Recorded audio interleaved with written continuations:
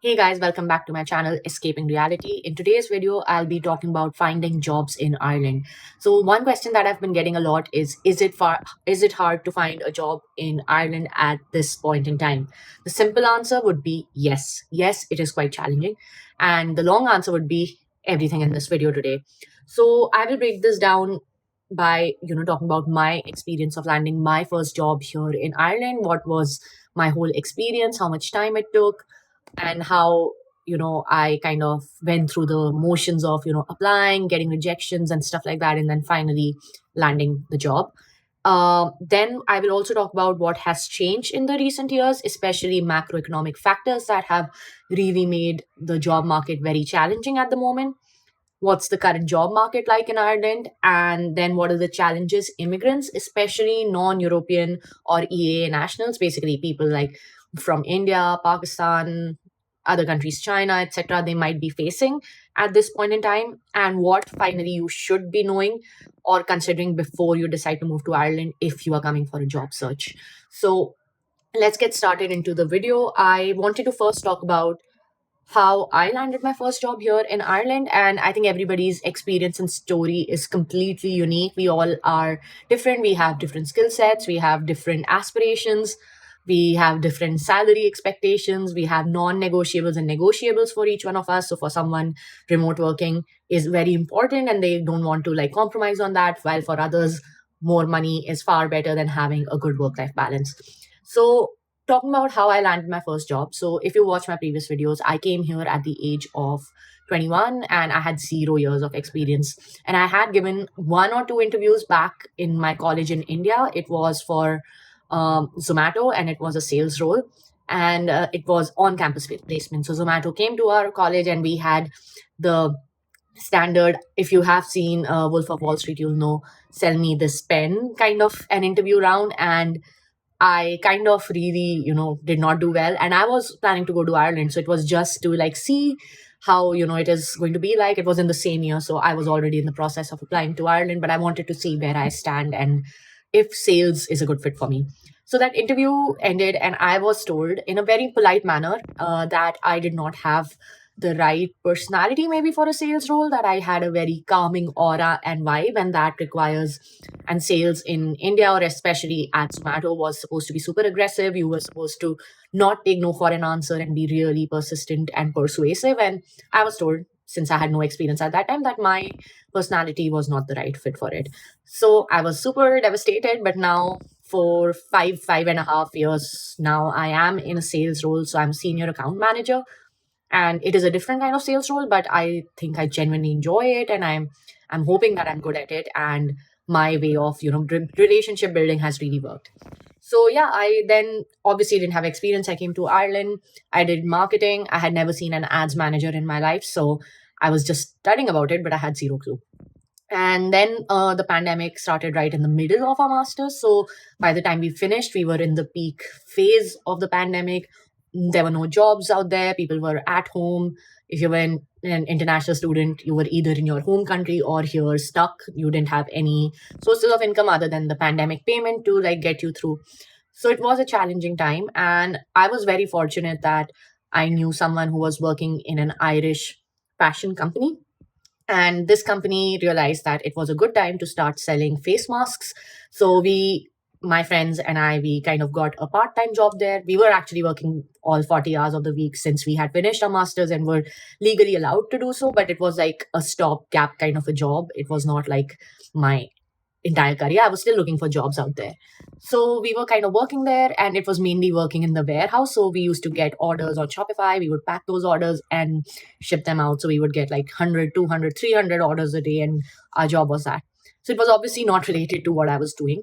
But then that company was also running some kinds of advertisements online, and they were advertising on all kinds of platforms: Facebook, Pinterest, Instagram, all of that. So there were a few people in the company who kind of helped me, kind of sit at the desk and actually do that kind of a job. So I would process orders on Shopify, respond to customer concerns, queries, emails. Then I would do a bit of like uploading products onto the website and stuff like that. So I kind of drew my first working experience from that job, and I just started to, learn from it, and then I kind of put it in my CV also, and then it also helped me get local experience, so that was really good. At that time, I had a laptop which I got from India, which was around 4 years old already, and it was a Lenovo laptop. And I remember it would not work. I would have to sit with my laptop for like 30 minutes to submit one application, and this does not include like editing the CV and stuff like that, because it was so slow. So I used to borrow my friend's laptop. We all used to live together, so I used to borrow his laptop to like do my applications and stuff like that. And it was a very difficult time. So we would work until 6, from 8 to 6 every day, and then we would come back, and then you would be doing your chores and stuff like that, but also applying. So most people that I knew at this time, which was in August 2020, from like that year, most people were working in these kind of jobs. Someone was working in a supermarket, someone was doing something else. So everybody was in the job searching phase, and it was rough. Like people were not getting jobs. And then somehow by the end of the year, like October, November, December, like people started to get jobs. Like the market suddenly opened, a lot of like remote roles open, companies were hiring excessively at that time. So a lot of people got placed in that period. And I also gave a few interviews. I started to get interviews like after October of that year. And then, you go through those waves. I gave my interviews in the warehouse also, because I couldn't take the day off. So there were like boxes behind me, and I'm like giving an interview with like a filtered screen and stuff like that. And finally, I applied to the company, my first company, multiple times, and I used to always get a rejection and not get any response. And if I did, it would be a recruiter call, and then they would ghost me and stuff like that. So you kind of lose faith, and I did not know if I would eventually end up in that company. So then I saw one of my classmates from my master's program. She had posted that the same company, was hiring for UK and Ireland market. And I just sent her a message on LinkedIn. I knew her, and she was very kind to refer me further. And then I got a call, and then basically I went through 4 interview rounds, and then I received the job offer by April 2021. So from August 2020, when we finished our masters, till April 2021, I was doing this part-time kind of job at that fashion brand, but I was not really employed. So yeah, April 2021, I landed my first job. So it is a very challenging period. It tests you as a person. It tests you as like how much willpower you have, how much can you persist as a person. And I used to have a lot of anxiety because I was not experienced. A lot of people were older than me in my master's program. I would look at my CV, and I would be like, there is nothing in there that would be of value of why someone would hire me. But then I kind of used my experience of working with an Irish fashion brand. I kind of learned, did some certifications, read some stuff, spoke to people, and then I eventually landed the job. And I think most jobs you can learn on the go, you can learn at your job. And I think getting your first job and making sure that it's a good company where there's a huge learning curve really sets you up for your future and how you will eventually grow in your professional career. So that's how I got my first job. And now I would want to move on to what has changed in recent years. So I think last 4 or 5 years have been really turbulent for the world. It's not just Ireland specific. All markets have been deeply impacted. We got COVID, everything was shut. Then we had the war in Ukraine. So maybe if you're in India, you don't feel the impact of it. But if you're in Europe, where Ukraine is also in Europe, so you kind of feel the tremors. It might not be like outright, but then businesses are impacted by the war in Ukraine. Then we had huge tech layoffs last year. Businesses were not making as much money, they were not as profitable. And then obviously layoffs started happening. And if you're on LinkedIn, you can see like people who've been with a company even for 10, 15 years were kind of impacted by the round of layoffs. And the macroeconomics were, really bad. And you would just hear that, oh, offices were so quiet. So I was speaking to someone, and they said that they went to an office of a brand like a tech company, and they went to the office for a meeting with their account manager, and it was like completely quiet, like there was radio silence on the floor. And it was because there were discussions around layoffs. And then a lot of people, even senior people, were massively impacted because obviously they demand huge salaries, and then companies went into cost cutting. So HR, sales, even engineering, a lot of fields were impacted last year. And these macroeconomics, have a direct impact on the kind of labor there is in the market. So there's a huge supply of labor. There are people with the most amazing CVs, the most amazing experience under their wings. And then there are people like you and me who are like freshers who have, kind of entry level. Then there are new students graduating each year. So there has been surplus labor in the market, and the growth of the industry hasn't been as much. So people have not there are not enough jobs to cater to as much talent as there is in the market right now. And you kind of feel that even now, like you can feel like the current job market has not fully recovered. I think when I was looking for a job that time, there was a huge surge. Like there were so many jobs, people were hiring. 90% people I know got hired in that period, and there were a lot of jobs. And then companies also had to, like, lay off people because of, like, over hiring, and then not being enough work or growth within the companies to actually sustain them. So that has been basically the challenge, I think, which we can even feel this year. Even now, like, a lot of companies have had layoffs recently.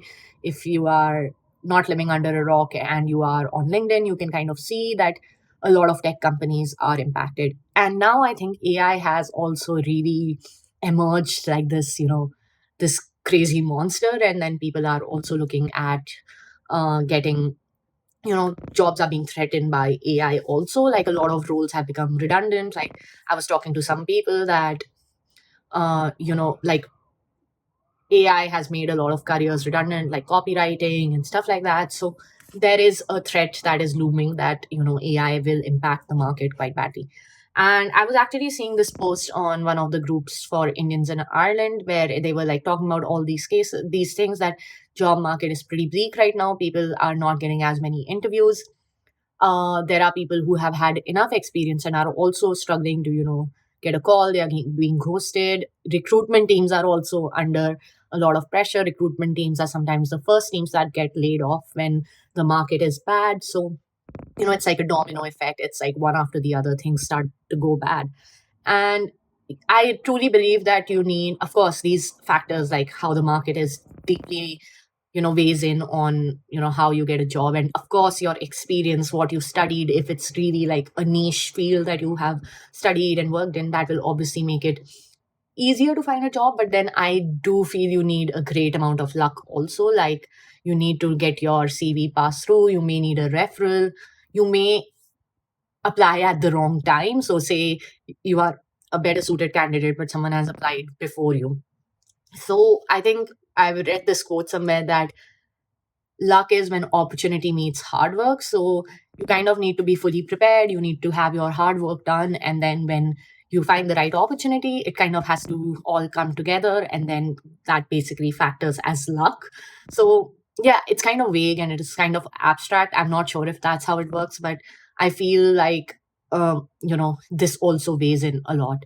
And then, you have to have a good rapport with your interviewer. You need to get through all the rounds easily.